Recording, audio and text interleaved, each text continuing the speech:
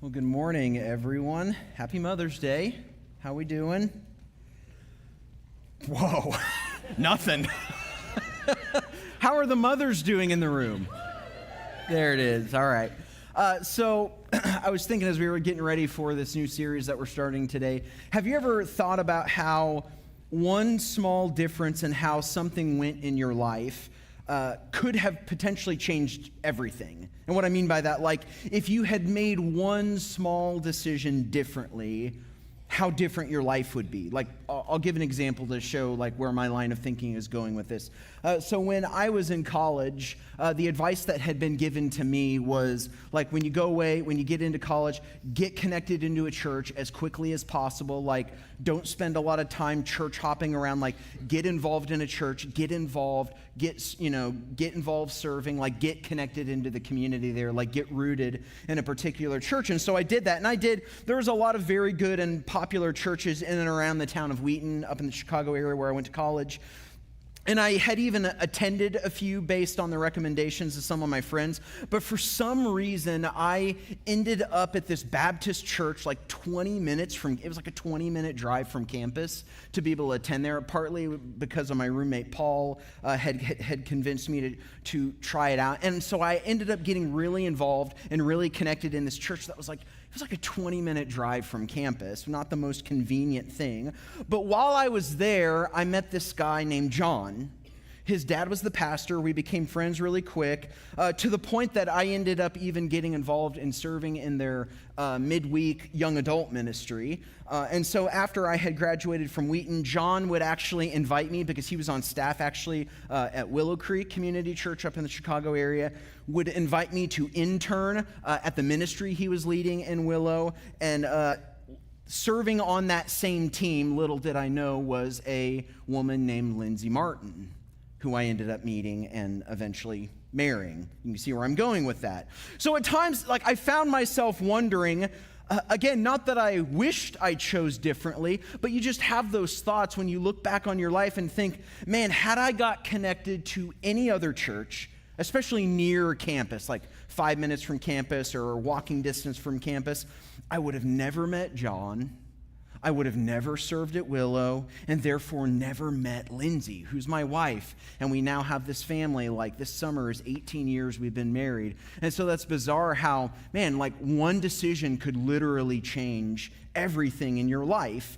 And that, I know that seems kind of tenuous, but I remember, in my thoughts and in my planning, I thought I would meet my wife at college.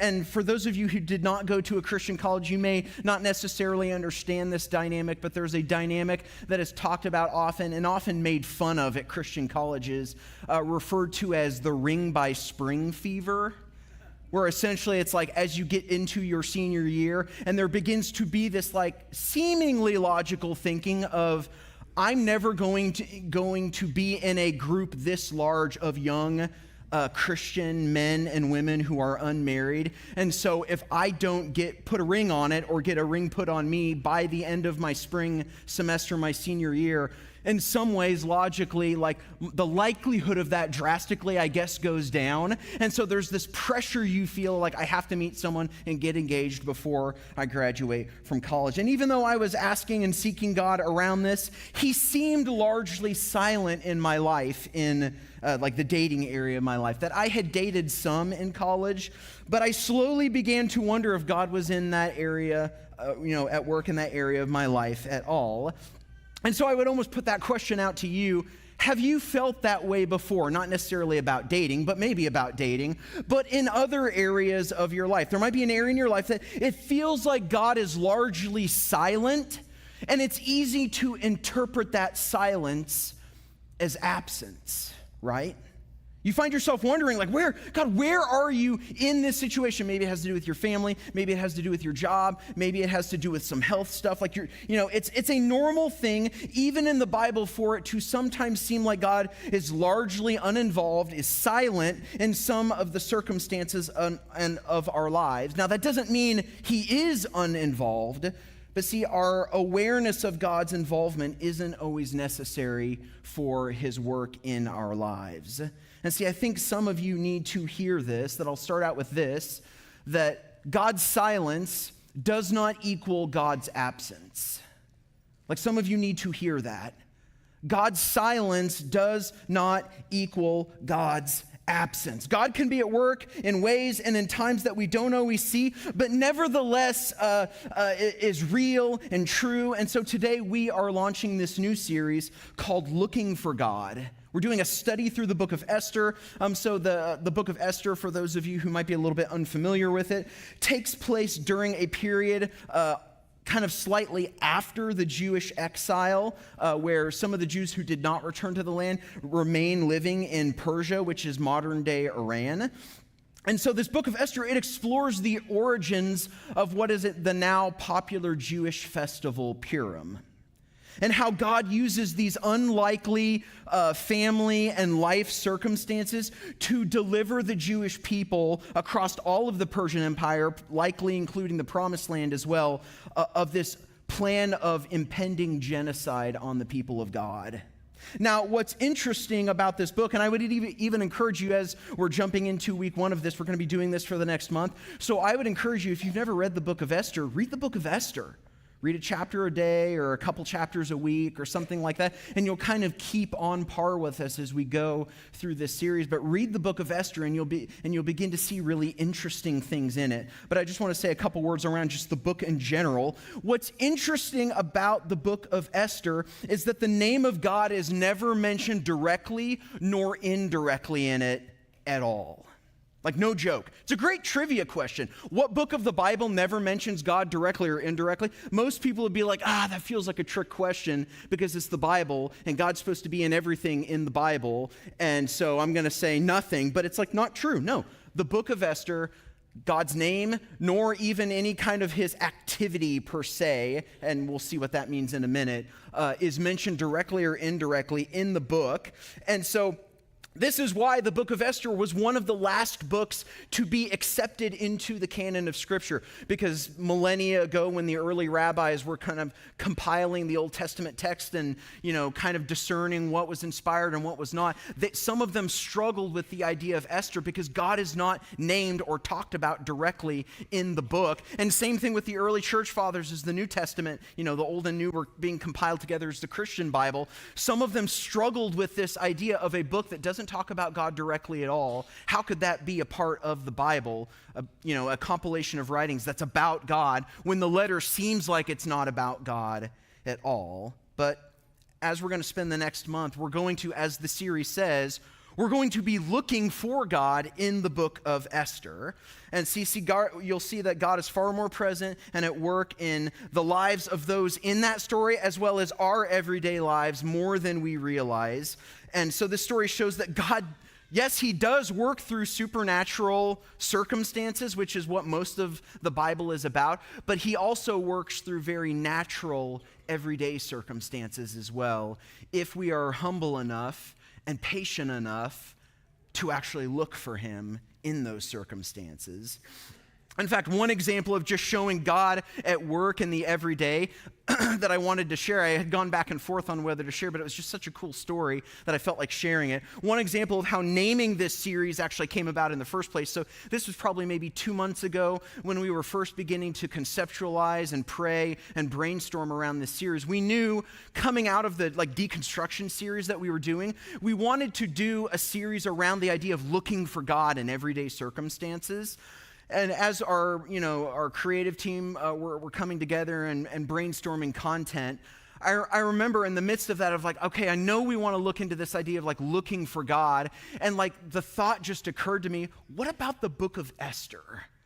Because it seems like God is not present or at work in that book, but he's actually very involved. And you can see, if you're willing to look for it, you can see his hand woven through the entire book. And of course, everybody responded very positively to that idea of it'd be awesome to do a book study through Esther. So we agreed to do that. And so once the meeting was finalized and the weeks and who was speaking was finalized, I remember going to my office later that day. And I remember seeing on my computer, I don't know if it was on social media or something, where it said something about Happy Purim. And I remember seeing that and thinking, great, our phones are listening, right? Our phones are always listening. So of course, Esther is about the story of how Purim came about. So, of course, I'm seeing something about Happy Purim, but I'm like, but why would it say that? And so I ended up doing a search. I was like, when is Purim 2026? And it was that day, March 3rd, the day we decided to do a study on the book of how Purim came about was on Purim, and we had no idea. I remember just sitting in my office like, whoa, I'm normally not that type of person who's like pointing at everything, saying everything's a sign, but I'm just like, all right, it's just a coincidence. Don't let it build your faith or anything. But it's like, see, God was at work even in a normal, everyday circumstance like that. So, we're going to be looking at Esther chapters 1 and 2 today, and I'm just going to warn you on the upset, and we're going to talk about it a little bit more in the message. Esther 1 and 2 relays a very long story that at first glance seems to have nothing to do with God at all. So you're going to think that as we read through this story, and I'm warning you that I'm aware of that, and we're going to talk about that, and there's even point to that. There's a point to that if you're willing to pay attention. So we're going to start in Esther chapter 1, starting in verse 1. So these events took place during the days of Ahasuerus. I don't know if I pronounced that right, but we'll go with it. Ahasuerus, which actually, quick word on that, because this might make things a little bit easier for all of us. Ahasuerus, if I'm saying that correctly, is the Hebrew name of a Persian king that you might actually be. Is anybody familiar with the name Xerxes? This is King Xerxes. This is the Hebrew name. His Greek name was Xerxes. So I might just kind of interchange Xerxes in there, but it's a Hebrew document, so they're saying his name in Hebrew. But you know the whole story of the 300 Spartans who stood against the hundreds of thousands of Persian armies holding off this gap. I think there was even a movie made about it. The king in that, the Persian king in that is this king, King Xerxes. So it took place during the days of Ahasuerus, who ruled 127 provinces from India to Kush. Kush is like southern Egypt, or like what would be modern day Ethiopia. So this is a very long, from India to Ethiopia, is a very big expanse of land. So it said in those days, King Ahasuerus reigned from his royal throne in the fortress of Susa, which is in modern day Iran. He held a feast in the 3rd year of his reign for all his officials, the army of Persia and Media, the nobles and officials from the provinces. He displayed the glorious wealth of his kingdom and the magnificent splendor of his greatness for a total of 180 days.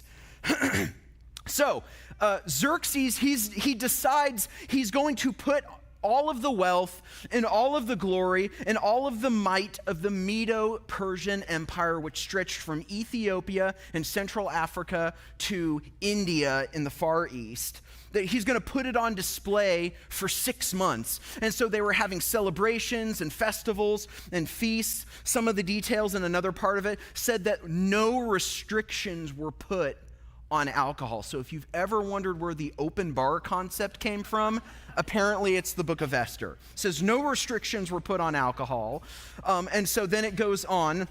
I think it's on the last day of this week-long feast they were having in it. In verse 10, it goes on. And it says, on the 7th day, when the king was feeling good from the wine, that's a very nice biblical way of saying he was drunk, Ahasuerus commanded, now I'm going to see if I can get these names right, Mehuman, Biztha, Harbona, Bigtha, Abagtha, Zethar, and Carcass. Name your kid Carcass. Pregnant mothers in the room. It's like Mother's Day. Don't you wish you would have named your kids one of these names? It's great kids' names if you're wondering. So these are the 7 eunuchs who personally served him, Xerxes, to bring Queen Vashti before him with her royal crown. He wanted to show off her beauty to the people and the officials because she was very beautiful. But Queen Vashti refused to come at the king's command that was delivered by his eunuchs. The king became furious and his anger burned within him. So now we see the beginning of conflict, which this is one of many that is going to ensue throughout this book, but this is the first one. So King Xerxes, he wants to show off his wife Vashti's beauty to all of his generals and all of his officials and commanders. And so he orders her to present herself in her royal crown before all of them, but she refuses to do so. She's just like, nope, not going to show up. Now, we are not told, and I'll just name it, we are not told in the text why she refused. Maybe it was just she had a you're not going to tell me what to do type of mentality, and so she was doing that just to spite him and make him look silly. Like, we're not sure. I did, however, this is interesting. I'm not saying this is what this is because it's speculation, but some ancient, they're called Jewish Targums, which is like a ancient Jewish commentary. Some ancient Jewish commentaries actually suggested that when Xerxes told her to appear before all his officials in her royal crown, they suggested that potentially what it meant was he wanted her to appear before all the officials in only her royal crown and nothing else. So you hear that and you're like, I could see why she didn't show up. That's a little embarrassing. Like, that feels like you're being kind of put out for display. Now, not all scholars agree on that. And again, there's nothing in the text to claim that. We are not told the motivation. We just know she doesn't show up, and the king gets big mad. So he's infuriated, and because of it, he consults his advisors, and he decides he's going to pass a law that does not allow her to enter his presence without him specifically summoning her. It's kind of a childish response. Essentially, he's saying, like, you're not going to come when summoned? Well, fine. Then you can't come unless you're summoned. Like, never underestimate. There is nothing more dangerous than when people in power lack the character to use that power for anything other than their ego and the furthering of their glory, as we see Xerxes doing here. But as soon as the decree is passed, Esther chapter 2, starting verse 1, begins, where it says, sometime later, which we're guessing this is maybe 3 to maybe 4 years later. It says, sometime later, when King Ahasuerus' rage, there we go, had cooled down, he remembered Vashti, what she had done, and what was decided against her. Now, I don't know if that's just the most like subtle way of saying he started to regret it, of realizing it's been several years since he's seen his wife. She has not been allowed to stand before him for 3-4 years. He remembered what was decided against her. And so, verse 2, the king's personal attendants suggested, let a search be made for beautiful young virgins for the king. Of course, yeah, like that makes sense. Why not do that? So verse 3, let the king appoint commissioners in each province of his kingdom so that they may gather all the beautiful young virgins to the harem at the fortress of Susa. Put them under supervision of Hegai, the king's eunuch, keeper of the women. How would you like to have that job? Keeper of the women. I was thinking about this the other day. I'm a father of daughters. I am the minority in the sorority. There are no other men in my house. And I've thought about pitching I don't know if Lindsay's in the room. I'm like, should I have the title Keeper of the Women? Like, I don't know. And people are like, oh, Tyler, don't say that. That's not nice. But it's like, okay, if there's a sound in the middle of the night, who's getting up to check it? The keeper of the women. Like, I'm the one that's going to have to do it. So I feel like maybe that title would, not the way it means in this sense. Anyway, so he's called Keeper of the Women. Awesome title, apparently. To give them the required beauty treatments. Then the young woman who pleases the king will become queen instead of Vashti. This suggestion pleased the king, and he did accordingly. And so just like that, Miss Medo-Persian Empire, 500 something BC begins. Like this beauty contest, this beauty is literally dictated a kind of beauty contest for the most beautiful women in the empire, virgins of course, to see who could please King Xerxes the best. And that woman would replace Vashti, his wife. Well, this is where we see Esther enter the story in verse 15. It says, Esther was the daughter of Abihail. I feel like it should be Abihail, the uncle of Mordecai, who has adopted her as his own daughter. When her turn came to the king, and she did not ask for anything except what Hegai, the king's eunuch, keeper of the woman. I wonder if he specifically asked to have that title, maybe he was really proud of it. So it's named every time. Hegai, the king's eunuch, keeper of the women, suggested. Esther gained favor in the eyes of everyone who saw her. She was taken to King Ahasuerus in the palace in the 10th month, the month Tebeth, in the 7th reign of his year. And the king loved Esther more than all the other women.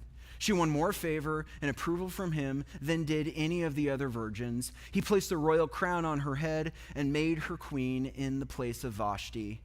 The king held a great banquet for all his officials and staff. It was Esther's banquet. He freed his provinces from tax payments. Got to have a pretty beautiful wife if you're like, you know what, we're just not going to charge. Like, can you imagine that happening in America? Like, the president gets married and he's like, I'm so happy with my new wife. No taxes for a while, just no one. Like, that'd be, man, pretty amazing. So it was Esther's banquet. He freed his provinces from tax payments and gave gifts worthy of the king's bounty. So this is the information we are given about Esther. She was orphaned, apparently, because she ends up being adopted by, it's her cousin, but apparently there seems to be a pretty big age disparity because he's probably close to the age to be her father, but he's her cousin. But he adopts her as his own, treats her like a daughter, as you'll see later in the story. And so he saw this context as an opportunity, this kind of beauty contest they're having. This is an opportunity for someone from the Jewish people to get into a position of huge influence and huge power, which will make sense later in the story. And so she goes through the process and she ends up gaining favor with everyone she meets, eventually being crowned as the new king alongside King Xerxes. And so this is where I'm going to end the story. Now, I know what some of you are wondering. What? Like, not a whole lot of meaning or value happened in these first two stories, Tyler. Like, what's the point of just telling the events of these first two chapters? Like, where was God at work in this? Was he at work in this first part of the story? And see, up till this point, it just kind of seems like a bunch of random things happened that were all based on one man's abuse of power, ego, pride, decadent wealth, and honestly, the mistreatment of women a little bit. And in some ways, you're right. These may seem like random events, but as we'll see, all of these events, all of these things, like I think as you read on, you will be surprised that almost everything that happens in this story sets up and plays critical moments for things that will happen later in the story in which the Jewish people will be saved from total annihilation. But still, I want to, because we haven't got there yet, again, I ask the question, why stop here? Why not move on later? Like, why not give this as like the scrolling text like at the beginning of Star Wars, just to like give you the basis and then move on to something else and move on to the events in which like God is really at work? Like, why not focus on the later juicier parts of the story instead of camping on these first two chapters? Why not get to those parts where God's more at work? Well, because I believe these two chapters actually do teach us something. One of those things being this: assume that God is always at work in our story. You can do that without fail, no matter how good or how bad the situation is going on in your life. You can assume rightly that God is always at work in your story. You may not see it now, but as we continue into next week, you'll see that many of the things that happen play huge parts in the later chapters and the way events turn out and how God was deeply at work from the very beginning of this. Now, again, I could say more about what some of those things are, but I'm not going to, and here's the reason why. I want you to have to sit in the mystery of it a little bit. I want you to intentionally, and I know you might be a little frustrated with me, I want you to sit in the not knowing. And one of the reasons I want you to sit in the not knowing is because that's life. Like, honestly, that's life. Soren Kierkegaard, he was a 17th century French philosopher and theologian, said it best when he said this, that life can only be understood backwards, but it must be lived forwards. That's the tough thing about life, right? We only understand it backwards, but we can only live it forwards. This was his unique way of saying more. It's kind of become a modern adage for us today that hindsight is 20/20. Have you heard that before? That we can often see clearly looking backward, but we don't always see clearly looking forward. That more often than not, we don't know. We don't always get to know what's going to happen next or how what's happening now will affect us or prepare us for what will come later. See, most of the time, we only get to know looking back, sometimes asking the question, what if? like in my story? What if I had said no to my buddy Paul and didn't attend that church 20 minutes from campus? What if I said no to John when he asked me to intern at Willow Creek? What if I had said no to Lindsay when she hit on me relentlessly at Willow Creek? Why are you laughing? What if I said no when this crazy guy named Van Brooks I'd never met before invited me to speak at a church called New Hope Church that I had never heard of? What if I had said no? How different would my life be? Where would I be living? Where would I be working? I don't know. Maybe somehow I would all still end up here. Not sure.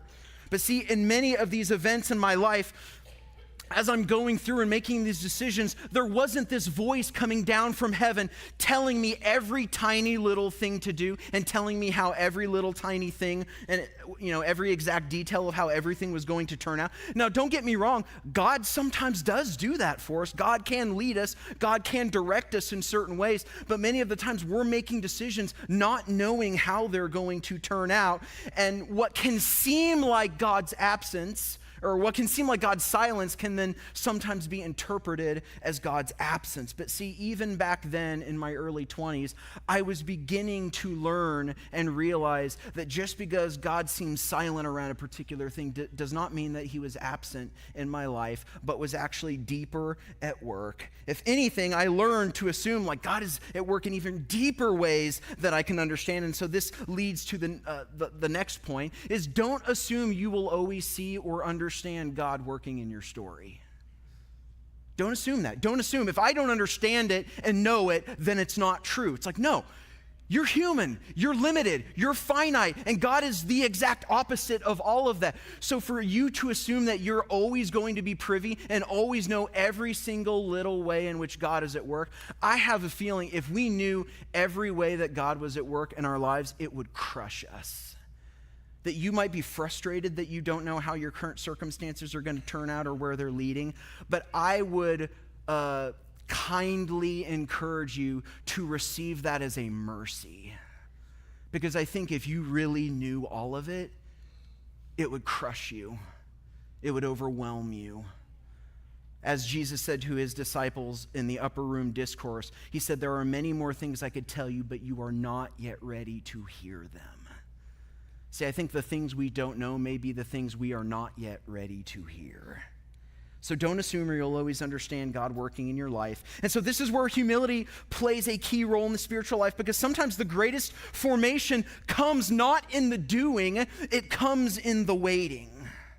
God has purposes for your life, but it is not always our timing or our way or our preference, but instead God's. Whether we are privy to the timeline or not, it's always God's timing. And how I know this is consider Jesus himself. I've never really talked about this, but I've thought about this quite a bit. Jesus spent the first 30 years of his life, like he spent 33 and a half years on the earth, but only 3.5 years actually in public ministry, teaching, healing, going around. Prior to that, Jesus was simply living a relatively normal life, living in a small town, working a trade as a carpenter, attending synagogue, and living a relatively normal life with his brothers and his sisters and his family for 30 years. See, it was almost as if God wanted his son to learn first, before anything else, what it meant to seek to lead a quiet life, to mind your own business, and to work with your own hands. That there was formation that needed to happen there. And you have to wonder, and at times I've wondered this in those times of seemingly, silence or inactivity from God, even like especially in Jesus' first 30 years of life. I wonder, did he question? Like, did he wonder? Was he curious how the calling in his life, like we know from some of the things Jesus said, he had a basic understanding of him being the Messiah and what God was calling him to do. But I wonder how much of the details he actually knew. Or maybe that was the point of it, even for Jesus, and what it meant for him to be fully human, that Jesus himself got to engage in some of the not knowing.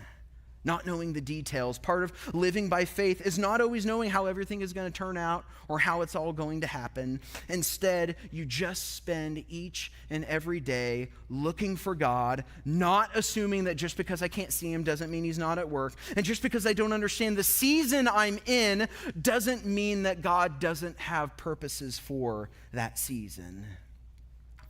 And so I would end with this. What about you? And I would even ask you this question: what does trust look like in your current season? What area of your life does God maybe seem silent, and you feel that temptation to interpret that silence as absence, though it is not true? And for some of you, it might be a season of hardship. That might be a season of loss. It might be a season of grief. Some of you, it's the opposite, that God seems relatively silent and to you maybe even absent. But it might be a season of joy and excitement and abundance. And in some ways, during seasons like that, it's even easier to miss God because we often don't look for him until we're in seasons of hardship. But he's present even in those as well. How might he be at work in ways that you can neither see or know or understand? And what does walking by faith, trusting in him, and looking for him in your everyday circumstances look like in this season of your life? Well, as we'll find out next week, God was deeply at work in Esther and Mordecai's story, whether they saw it or whether they were looking for it or not. And the same can be true for you if you are willing to trust. If you're willing to wait and trust and look, you can begin to see God's hand present in every area of your life. Amen? Let's pray. Father, thank you so much for your love and your mercy.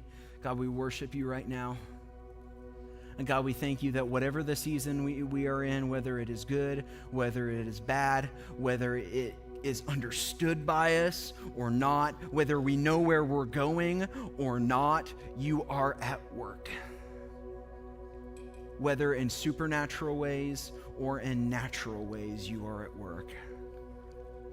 As the scriptures talk about, give us eyes to see and ears to hear and a heart to understand the work that you're doing in our lives as you are working to draw us to yourself, to be reconciled to you through your Son, Jesus Christ. God, we offer our days and our circumstances to you. In the name of Jesus, we pray. Amen. Will you stand with me?